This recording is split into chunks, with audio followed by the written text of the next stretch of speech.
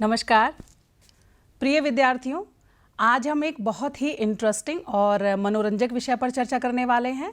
यह विषय हमारा एजुकेशनल साइकोलॉजी यानी कि शिक्षा मनोविज्ञान से संबंधित है और यह जो प्रकरण है या यह जो विषय है उससे संबंधित प्रश्न सीटेट, यूपीटेट तथा नेट की परीक्षाओं में भी पूछे जाते हैं। आज के इस विषय का नाम है क्रिएटिविटी या जिसे सृजनात्मकता भी कहा जाता है।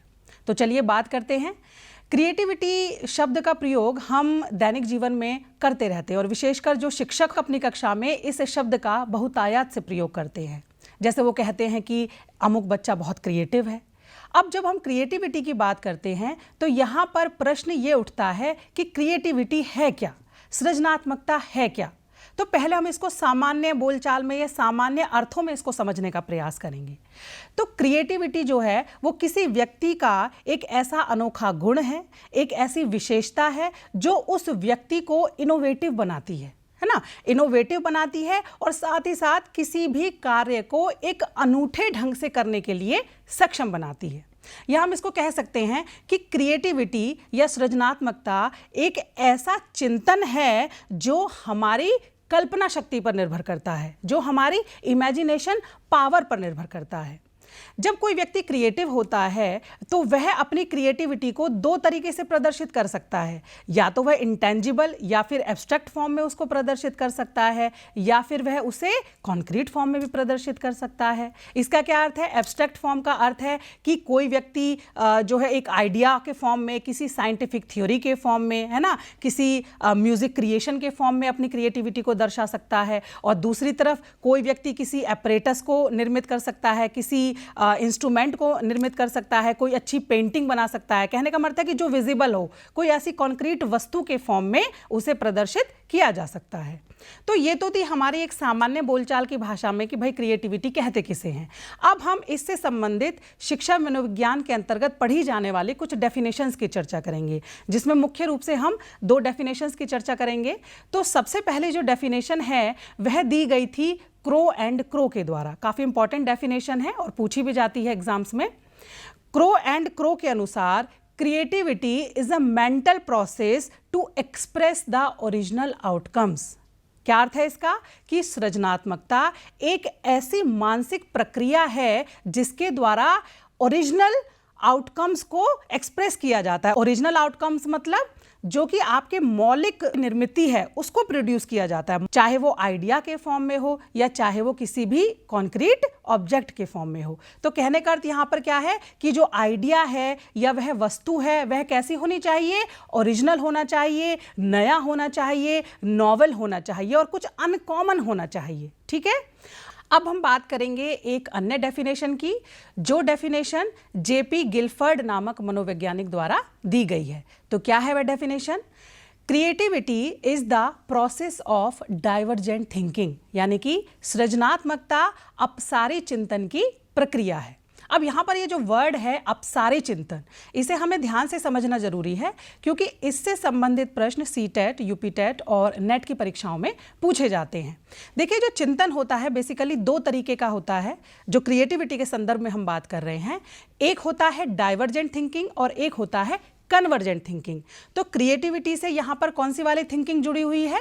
Divergent thinking. तो उससे पहले हम कन्वर्जेंट थिंकिंग को समझेंगे। देखिए, कन्वर्जेंट थिंकिंग का अर्थ होता है अभिसारी चिंतन। ऐसा चिंतन जो कैसा हो? लीनियर हो, जो हम एक ही दिशा में करते हैं, जो हम परंपरागत तरीके से चिंतन करते हैं। अब इन शब्दों का क्या अर्थ है? परंपरागत तरीके से चिंतन करने का अर्थ ये है कि जब हम केवल एक ही दिशा में सोचते हैं, मतलब हम केवल एक सिंगल बेस्ट सोल्यूशन पर आने का प्रयत्न करते हैं। फॉर एग्जाम्पल, यदि उदाहरण के लिए देखें तो यदि मैं आपसे एक प्रश्न पूछूं कि आप क्या बनना चाहते हैं, तो यहाँ पर जो है आपके सामने विभिन्न ऑप्शंस होंगे और उन विभिन्न ऑप्शंस में आपको केवल एक ऑप्शन को तय करना होगा या उसको चूज करना पड़ेगा। तो यहां पर क्या है? आप केवल एक बेस्ट पॉसिबल आंसर पर जा सकते हैं। या एक इसका और एग्जांपल हो सकता है, जैसे छोटे बच्चे के लिए एक अल्फाबेटिकल ऑर्डर में आपको एक क्विज तैयार करना है, तो आप उसमें लिख देते हैं कि A B C और C के बाद में आपने फिल इन द ब्लैंक दे दिया और उसके बाद में ई, तो यहाँ पर जो आंसर होगा वो क्या आएगा, वो डी ही आएगा। तो यहाँ पर वह जो बच्चा है जो सोचने की जो उसकी क्षमता है वो केवल एक बेस्ट पॉसिबल आंसर को ही सामने रखकर वह अपनी इंटेलिजेंस को यूज करेगा। यहाँ पर हम इस बात को समझने का प्रयत्न कर रहे हैं कि जो कन्वर्जेंट थिंकिंग जो होती है वो कैसी होती है, जब हम विभिन्न दिशाओं से एक पॉइंट पर आते हैं, है ना,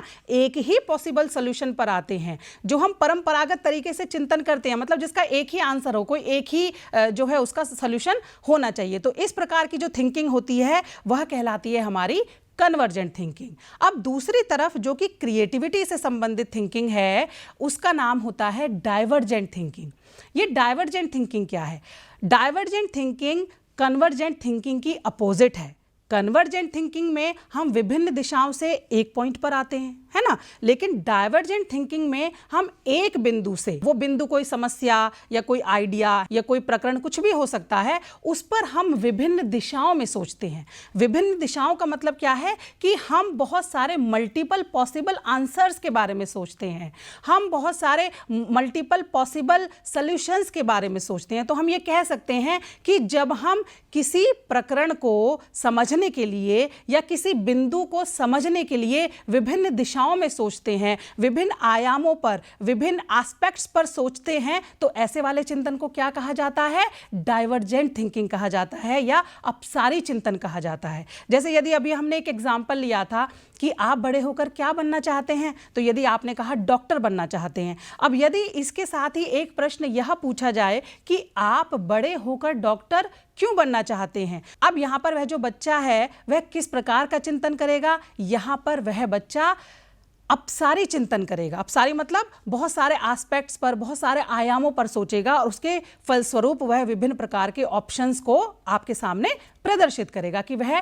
डॉक्टर क्यों बनना चाहता है। तो हमने इस तरह से जो है दो कंपैरेटिव स्टडी करके इसको समझा कि कन्वर्जेंट थिंकिंग जो होती है एक बेस्ट पॉसिबल आंसर पर आते हैं, और जो डाइवर्जेंट थिंकिंग होती है उसमें हम विभिन्न सॉल्यूशन देते हैं, बहुत सारे मल्टीपल सॉल्यूशंस देते हैं। क्यों देते हैं? क्योंकि यदि मल्टीपल सॉल्यूशंस नहीं देंगे तो कुछ नया नहीं करेंगे, और यदि नया नहीं करेंगे तो वह क्रिएटिविटी होगी ही नहीं। कन्वर्जेंट थिंकिंग और डाइवर्जेंट थिंकिंग से कुछ अन्य शब्द भी, रिलेटेड वर्ड्स जो है वो उससे जुड़े हुए हैं, उसको हमें ध्यान रखना है।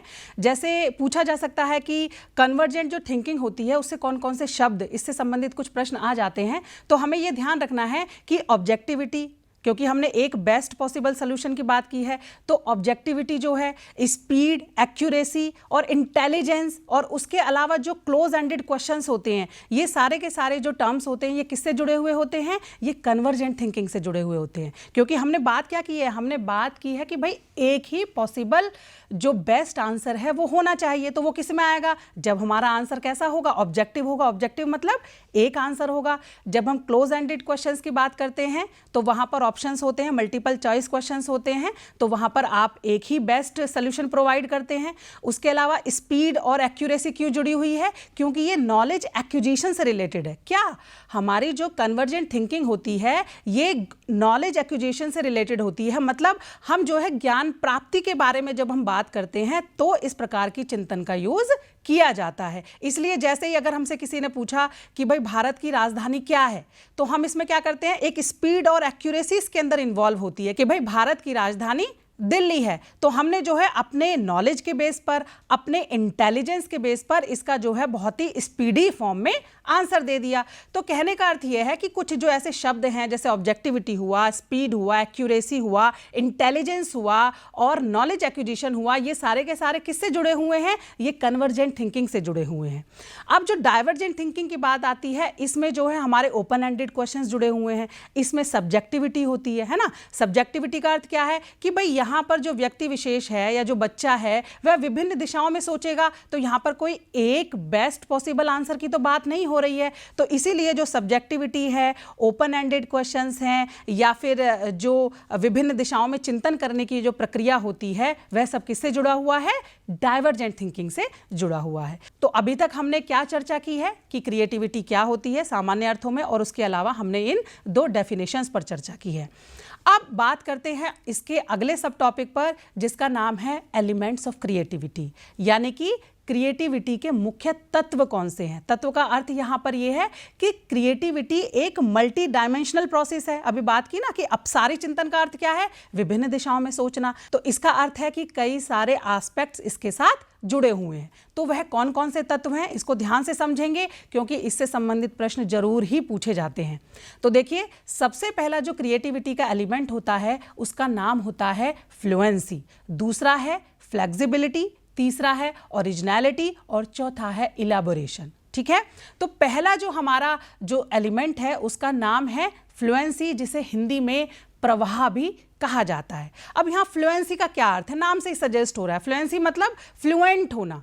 फ्लुएंसी का अर्थ ये है कि किसी दी गई समस्या पर आप अधिक से अधिक कितने रिस्पॉन्सेज दे सकते हैं, कितने अधिक से अधिक आइडियाज प्रोड्यूस कर सकते हैं, है ना। तो इसको हम एक छोटे से एक सेंटेंस से इसको याद रखेंगे कि maximum number of responses are called fluency, कि जितने ज़्यादा से ज़्यादा आप किसी भी समस्या के प्रस्तावित समाधान बता सकते हैं वह क्या कहलाता है, फ्लुएंसी कहलाता है। फॉर एग्जाम्पल, यदि आप पूछे कि भाई ईंट के विभिन्न प्रयोग बताइए, है ना, तो ईंट के जो है आप ज़्यादा से ज़्यादा नॉर्मल तो आंसर यही होता है कि ईंट किसी मकान को या किसी भवन को, इमारत को बनाने के काम आती है। लेकिन इसके अलावा आप ज़्यादा से ज़्यादा इसके कौन कौन से पॉसिबल आंसर्स दे सकते हैं। तो इस तरह से जब बहुत ज़्यादा से ज़्यादा रिस्पॉन्सेज होते हैं वो किसकी कैटेगरी में आते हैं, फ्लुएंसी की कैटेगरी में, यानी कि प्रवाह की कैटेगरी में।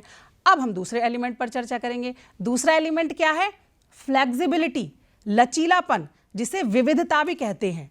इसको ध्यान से देखेंगे कि देखिए, विविधता का अर्थ यह है कि व्यक्ति द्वारा दिए गए जो रिस्पॉन्सेज हैं या व्यक्ति द्वारा किसी समस्या पर दिए गए समाधान हैं, वे समाधान आपस में कितने भिन्न हैं, आपस में कितने अलग हैं। इस बात को समझना बहुत जरूरी है। यदि आपने ईंट के विभिन्न उपयोग बताए, मतलब आपने 10 उपयोग बताए, तो ऐसा ना हो कि जो 10 उपयोग हैं 10 में आप जो है 2 या 3 बात को या 2 या 3 पॉइंट को आप घुमा फिराकर उसी को रिपीट कर रहे हैं। मतलब वो जो रिस्पॉन्सेज हैं या समस्या पर दिए गए वो जो सल्यूशन है वो एक दूसरे से अलग होने चाहिए, एक दूसरे से भिन्न होने चाहिए, तभी ये जो फ्लेक्सिबिलिटी वाला कंसेप्ट है यह क्रिएटिविटी के अंतर्गत माना जाता है। ठीक है, अब तीसरा जो हमारा एलिमेंट आता है उसका नाम है ओरिजिनलिटी। ओरिजिनलिटी का अर्थ यहाँ पर है मौलिकता। ये बहुत ही इंपॉर्टेंट एलिमेंट है क्योंकि ओरिजिनलिटी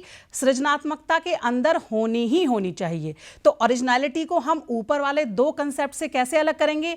ओरिजिनलिटी का अर्थ ये है कि किसी व्यक्ति द्वारा किसी समस्या पर दिए गए जो रिस्पॉन्सेज हैं या दिए गए जो सल्यूशन हैं, जो आइडिया हैं, वो दूसरे व्यक्ति द्वारा दिए गए रिस्पॉन्सेज या आइडियाज द्वारा कैसे भिन्न हैं, है ना। देखिए, पहले वाले जो दूसरा हमारा पॉइंट था, हमने उसमें आइडियाज को उसी व्यक्ति के आइडियाज से भिन्न होने से संबंधित करके देखा था, लेकिन यहां पर हम ये बात कर रहे हैं कि किसी व्यक्ति के जो आइडियाज हैं वह अन्य व्यक्ति के आइडियाज से किस प्रकार से अनकॉमन है, कितने ओरिजिनल हैं, कितने नए हैं। यदि मान लीजिए ईंट के 10-10 उपयोग सब बच्चों ने बताए, तो कोई बच्चा ऐसा भी हो सकता है कि उसने कुछ ऐसा सार्थक, ऐसा यूजफुल, ऐसा कोई नया इनोवेटिव आइडिया बताया हो जो और बच्चों ने ना बताया हो। तब वह जो आपका आइडिया है या थॉट है वह ओरिजिनलिटी टर्म की कैटेगरी के अंतर्गत आता है। अब इसके लास्ट एलिमेंट पर चर्चा करेंगे जिसका नाम है विस्तारण, यानी कि जिसे इलैबोरेशन कहा जाता है। विस्तारण से तात्पर्य किसी दिए गए विचार या भाव की विस्तृत व्याख्या करना, व्यापक पूर्ति, कोई डायग्राम है या कोई आकृति है, या इसके अलावा गहन प्रस्तुतिकरण को प्रदर्शित करने से होता है। इसको हम एक सामान्य अर्थ में ऐसे समझ सकते हैं कि किसी इनकम्प्लीट चीज को कंप्लीट करना, है ना। तो यह 2 तरीके का होता है, एक होता है सीमेंटिक इलैबोरेशन और दूसरा होता है फिगरल इलैबोरेशन।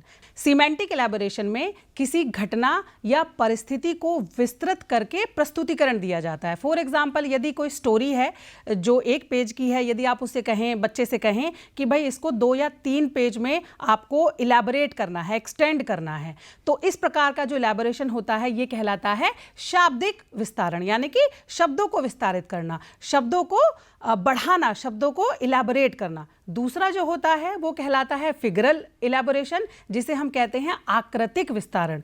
तो यहाँ पर क्या करते हैं, कोई रेखा या कोई अपूर्ण चित्र दिया हुआ होता है, उसे हम किसी और अन्य रेखाएं या अन्य कुछ और चित्र जोड़कर उस इनकम्प्लीट चित्र को कंप्लीट बना देते हैं। तो दूसरे वाले में बात होती है आकृति की और पहले वाले में बात होती है शब्दों की। तो इस तरह से हमने देखा कि क्रिएटिविटी के ये मुख्य 4 तत्व होते हैं। कौन कौन से होते हैं? पहला होता है प्रवाह, दूसरा होता है विविधता या लचीलापन, तीसरा होता है ओरिजिनलिटी जिसे मौलिकता कहते हैं, और चौथा तथा अंतिम होता है विस्तारण जिसे इलैबोरेशन कहते हैं। अब एक और बड़ी ही महत्वपूर्ण बात है कि यद्यपि जो सृजनात्मकता है यह अपसारी चिंतन की योग्यता पर तो निर्भर करती है, लेकिन कुछ मनोवैज्ञानिकों का यह मानना है कि क्रिएटिविटी से कुछ ऐसे साइकोलॉजिकल कंसेप्ट भी गहन रूप से जुड़े हुए हैं जो इसको प्रभावित करते हैं। फॉर एग्जाम्पल के लिए हम 3 मुख्य घटकों पर बात करेंगे। पहला जो घटक है वह है इंटेलिजेंस यानी कि बुद्धि। सृजनात्मकता और इंटेलिजेंस का एक अपने आप में विशेष संबंध है। वो संबंध कैसे है कि देखिए, हम अमूमन यह सोचते हैं कि व्यक्ति जितना ज़्यादा इंटेलिजेंट होता है वह उतना क्रिएटिव होता है, लेकिन ऐसा नहीं होता। मनोवैज्ञानिक इस बात का समर्थन नहीं करते। इसका अर्थ यह है कि क्रिएटिव या सृजनात्मक होने के लिए व्यक्ति के अंदर केवल एक निश्चित स्तर की बुद्धि लब्धि का होना आवश्यक है। यदि एवरेज आईक्यू वाला स्टूडेंट है तो वह भी बहुत अधिक क्रिएटिव हो सकता है। ये दोनों साथ साथ नहीं चलते कि यदि आप जितनी आपकी आईक्यू बढ़ती चली जाएगी, यदि आप अबव एवरेज है या आप जीनियस हैं, एक्सेप्शनल हैं, तो उसी रेशो में आपकी क्रिएटिविटी भी बढ़ती चली जाएगी। ऐसा नहीं है। क्रिएटिविटी के प्रदर्शन के लिए किसी एक निश्चित स्तर की बुद्धि लब्धि का ही होना पर्याप्त होता है। लेकिन इसका अर्थ यह भी नहीं है कि यदि कोई व्यक्ति या कोई बच्चा एवरेज इंटेलिजेंस से कम है ना, यदि वह बहुत कम आईक्यू के अंतर्गत आता है तो वह बहुत क्रिएटिव होगा। ऐसा देखने में भी मिलता है कि जिन बच्चों की आईक्यू बहुत ज़्यादा कम होती है वे बच्चे ज़्यादा से ज़्यादा क्रिएटिव नहीं हो पाते। दूसरा जो कारक है वो आता है ज्ञान यानी कि नॉलेज। तो नॉलेज का भी क्रिएटिविटी से इस तरह से संबंध होता है कि बिना गहन ज्ञान के सृजनात्मकता संभव नहीं है। जब तक आपको किसी प्रकरण के बारे में, किसी तथ्य के बारे में, किसी टॉपिक के बारे में गहन ज्ञान नहीं है, तब तक आप उसके बारे में a variety of ideas produce नहीं कर सकते। तो अभी हमने बात की कि सृजनात्मकता के लिए एक निश्चित स्तर की बुद्धि लब्धि का होना आवश्यक है। दूसरी हमने बात करी कि सृजनात्मकता के लिए गहन ज्ञान का भी होना आवश्यक है। और तीसरा जो कारक है वह है अभिप्रेरणा। और अभिप्रेरणा में भी कौन सी अभिप्रेरणा? आंतरिक अभिप्रेरणा, यानी कि आंतरिक उच्च अभिप्रेरणा किसी भी मौलिक कार्य के उत्पादन के लिए आवश्यक शर्त होती है। तो बच्चों, आज हमने क्रिएटिविटी के ऊपर एक जनरल सी चर्चा की है, जिसमें कि सबसे महत्वपूर्ण जो बात है वो वही है जिसमें सृजनात्मकता के 4 तत्व हैं और अभिसारी और अपसारी चिंतन की प्रक्रिया पर हमने बात की है। आगे आने वाले दूसरे भाग में हम क्रिएटिविटी से संबंधित कुछ थ्योरीज के ऊपर चर्चा करेंगे और इसके मापन पर चर्चा करेंगे। तब तक के लिए बहुत बहुत धन्यवाद।